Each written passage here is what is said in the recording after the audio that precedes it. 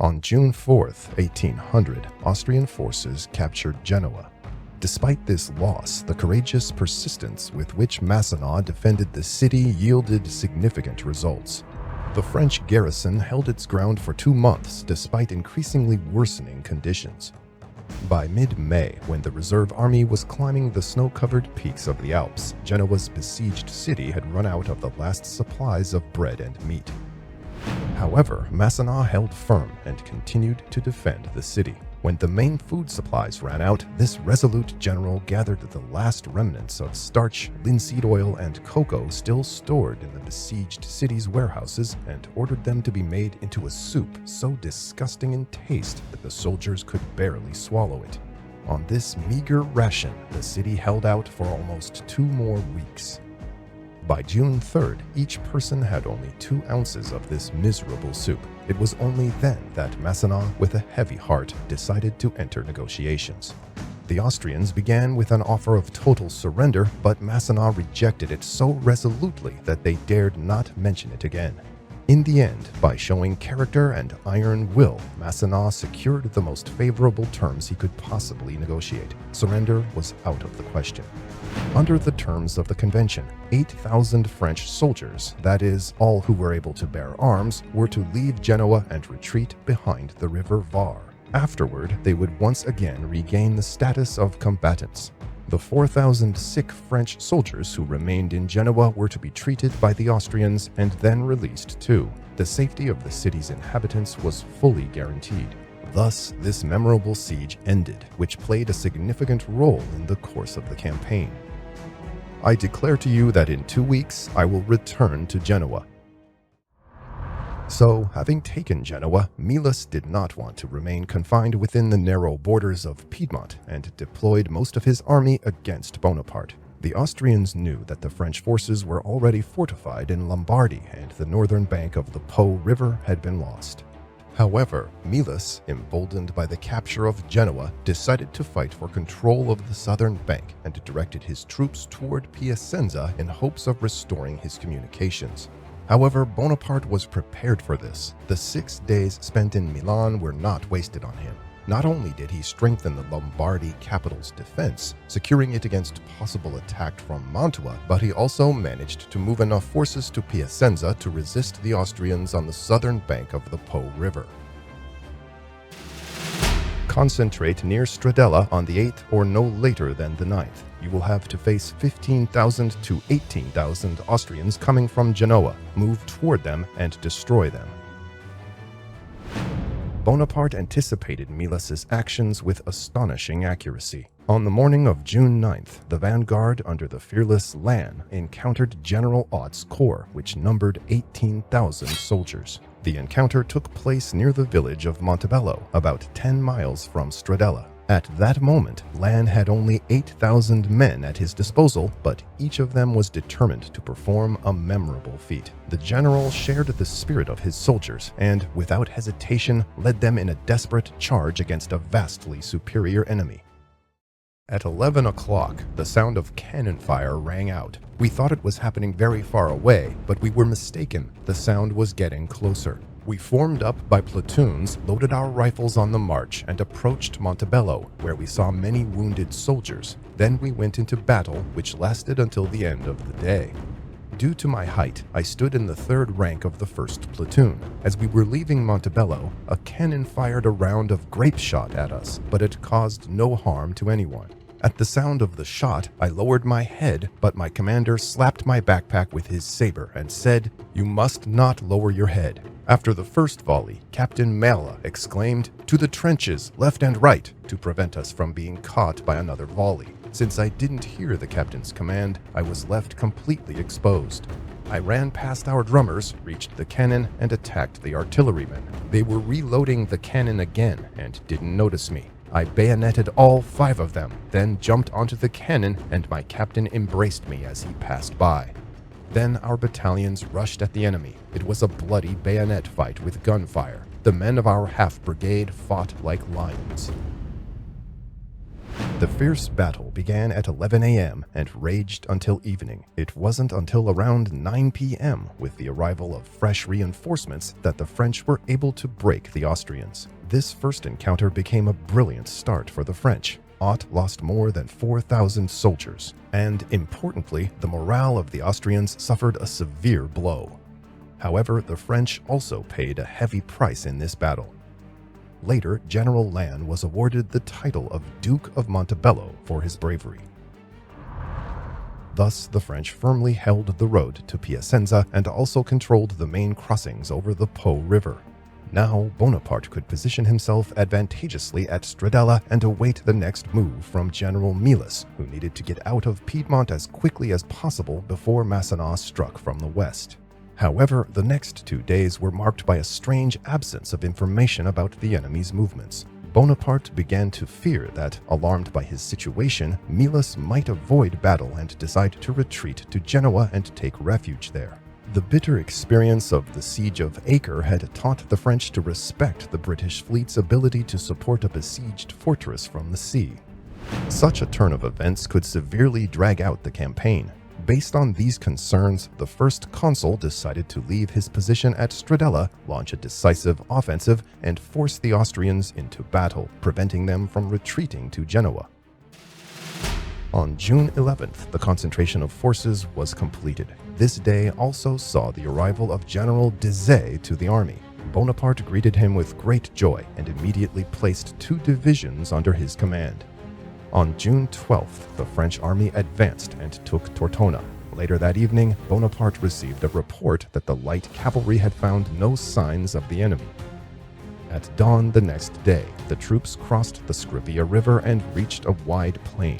While advancing toward the village of Marengo, General Gardon reported that a small enemy rear guard had crossed the Bormida River, destroying the bridge behind them.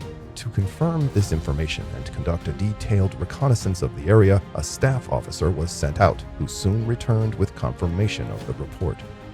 These reports seemed to confirm that the enemy was avoiding battle and intended to move toward Genoa or the upper Po Valley. However, Bonaparte had doubts, and he spent the first half of the night riding around the positions of the troops of Victor's corps, who were camped on the plain, straining his eyes to see the Austrian campfires in the west. Still, on the evening of June 13th, it was decided to position the troops on the plain. Desaix's divisions were ordered to move toward Novi to control the road from Alessandria to Genoa. The first consul himself decided to spend the night at the Torre di Garofoli Villa. However, no one could have suspected that the reports from June 12th and 13th were a fatal mistake, one that nearly led to a military tribunal for the officer conducting the reconnaissance and to disaster for the army and the Republic. In reality, the retreat across the Bormida was merely a ruse by Melas to lure the French onto the plain. Not only did Melas not destroy the bridge, but he also set up another pontoon bridge across the Bormida River. He spent these days concentrating his forces in Alessandria to cross the river again and engage in battle on the plain, at the center of which was a small village called Marengo. On June 14th, with the first rays of the sun, the 40,000-strong Austrian army, supported by 100 cannons, began crossing the Bormida River. This came as a complete surprise to the French. Reilly held the right flank. In the center of the battle formation were the corps under the command of Haddock and Keim, led by Melas. The third column, commanded by General Ott with 7,000 men, operated on the left flank. Fortunately for the French, the narrow space of their bridgehead on the right bank of the Bormida hampered the Austrian column's movement. It wasn't until around 9 a.m. that the offensive began to gain the necessary momentum. Alarmed, General Victor, seeing the countless ranks of enemy troops before him, immediately sent a report to the first consul that he was facing the full might of the Austrian army forming in front of him. The French were caught off guard. But one factor helped maintain their courage. In front of the village of Marengo, separating the French and Austrian positions, flowed the fast-moving Fontenove River. It was behind this narrow barrier that the soldiers of Victor's corps held their ground with all their might, as though it were their last hope. In the center, Haddock's corps repeatedly tried to force the river and break into Marengo, but Gardon held firm. His division met every assault with a storm of gunfire. The first attack on Marengo ended for the Austrians in a bloody slaughter. General Haddock himself was mortally wounded during the assault. However, on the left flank, the French situation was much direr. Austrian batteries hammered Schombaulac's division, which was positioned on an open stretch. Yet, even under these conditions, the two French divisions, closing their ranks, fought courageously against Melas's army for every inch of ground. The shells were flying from all directions, and eventually I had to lie down on the ground. A grenade hit the first company and killed 7 men. A rifle bullet killed the orderly standing near General Schombaulac, and he galloped away. We didn't see him again for the rest of the day. The smoke was so thick we couldn't even see each other. I thought it was the end for me. By 10 a.m., reinforcements from Lannes and Murat reached the bleeding French corps of Victor. The number of French troops on the battlefield grew to 15,000, and the battle flared up again with renewed intensity. However, despite the heroism of the French soldiers, the Austrians still outnumbered their opponents by 2-1. Melas, skillfully managing his reserves, gave the French no opportunity for even the slightest respite. On the left flank, Lannes, with fury and fearlessness, engaged Keim's corps while General Ott, having captured Castelcediolo, threatened the French right flank. On the opposite flank, Austrian dragoons crossed the Fontainebleau River and began mercilessly cutting down Schombaulac's exhausted division. However, French cavalry under General Kellerman arrived just in time. I received such a blow from a saber to the neck that my braid was almost severed. Fortunately, it was the thickest in my regiment. My epaulet was cut off along with a piece of my coat and shirt, and I was slightly wounded as well. I fell into a ditch. The cavalry charges were terrifying. With his dragoons, Kellerman made 3 consecutive charges. I, slightly stunned, lay in the ditch while his horses raced over it. By 11 a.m., the situation for the French army had become critical. Schombaulac's division had nearly ceased to exist. The enemy overwhelmed the flanks. In the very center, in Marengo, the Austrian grenadiers had firmly entrenched themselves, and only Gardon's desperate efforts kept them from taking full control of the outskirts of the village. At this seemingly hopeless moment, the battle-worn French troops felt a new surge of hope. From the direction of San Giuliano, bayonets gleamed. It was the Guard, led by Bonaparte himself. Behind them, Monier's division followed. Bonaparte was at Torre Garofoli when he was informed that Melas had struck his army on the plain of Marengo, the very same plain that had been completely empty the day before. Without hesitation, he hurried with reserves to the battlefield. Urgent orders were also sent to General Desaix with instructions to move toward Marengo as quickly as possible. I intend to attack Melas, but he beat us to it. For God's sake, hurry up if you can. By 11 a.m., Bonaparte arrived on the battlefield with the reserves. By this time, the left flank of the army had been crushed. The center and right wing still held their ground. Bonaparte decided to send the Guard to assist Lannes in holding Marengo, while Monier's division would be thrown into an attack on Castelcediolo. These 2 points became the key strongholds to hold until Desaix arrived, expected by 5 p.m. Thus, the last reserves were thrown into battle. Gardon charged again at Marengo, while Lannes, further right, led his infantry in a fierce bayonet fight against Keim's positions. The presence of the first consul and his guard lifted the spirits of the French troops. With renewed energy and even greater fury, the battle flared up again. Meanwhile, 2 brigades of Monier's, with heroic determination, pushed the Austrians back and captured Castelcediolo. However, Melas immediately committed fresh reserves to the battle, supported by numerous artillery pieces. The Austrians fought in this battle like never before. With a simultaneous attack from both the front and the flank, they pushed Gardon back from Marengo with heavy losses. It was just around 2 p.m., and the French had completely lost their foothold in the center. It seemed as though the reserve army was on the verge of defeat, with Desaix not expected until 5 p.m. Yet, despite the dire situation, Bonaparte decided to sacrifice space to gain precious time.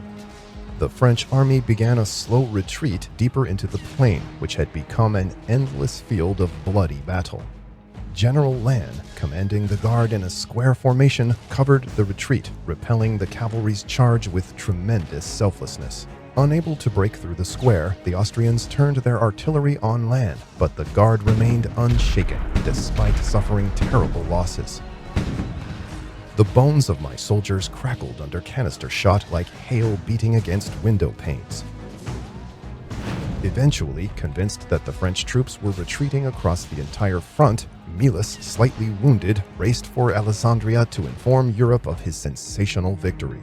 The pursuit of the retreating French was entrusted to the Austrian army's chief of staff, General von Zach. Zach ordered an advance guard made up of 2 infantry regiments and part of the grenadiers, while the remaining forces were ordered to form marching columns. It was 3 p.m. No reinforcements were expected in the next 2 hours, and the French continued to retreat, sinking deeper into the hardships of defeat with each step. Despite doing everything we could, our situation was worsening. It was 2 o'clock. The battle is lost, our officers were already saying, when suddenly an adjutant galloped up and shouted, "Where is the first consul? Reinforcements are here!" Soon, at this fateful moment, a man covered in mud and barely able to keep his horse from collapsing appeared at San Giuliano. It took a moment to recognize their savior. It was General Desaix. Since early morning, the first consul's adjutants had been searching for Desaix. However, much earlier than they expected, the general halted his march upon hearing the roar of cannons from the direction of Marengo and immediately rushed back to the battlefield. Desaix brought the reserve at least 2 hours earlier than anticipated. His arrival with his 6,000-strong division drastically changed the course of events. Bonaparte was receiving fresh reserves while the exhausted enemy almost celebrated their victory.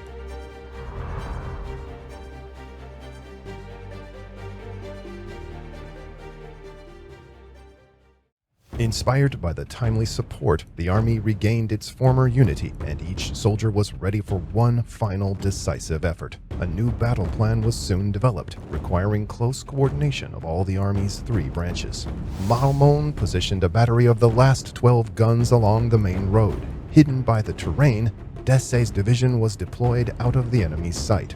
The remnants of Victor's corps gathered and organized, took positions on the left, while Lannes with the guard took up positions on the right.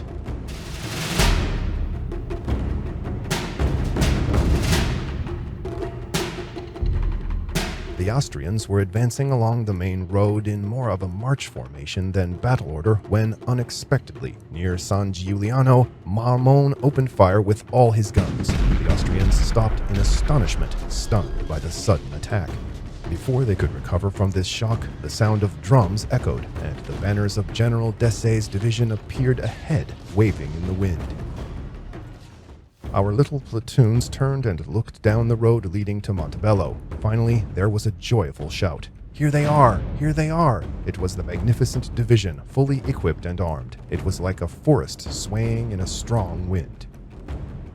General Desaix, majestically riding his battle horse, personally led his soldiers into battle. Quickly closing in on the enemy, his troops unleashed a deadly volley of musket fire.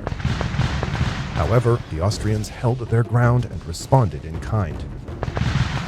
To the horror of his soldiers, brave Desaix, struck by a bullet to the chest, fell from his horse. The adjutants immediately rushed to him, but alas, the commander's wound was fatal.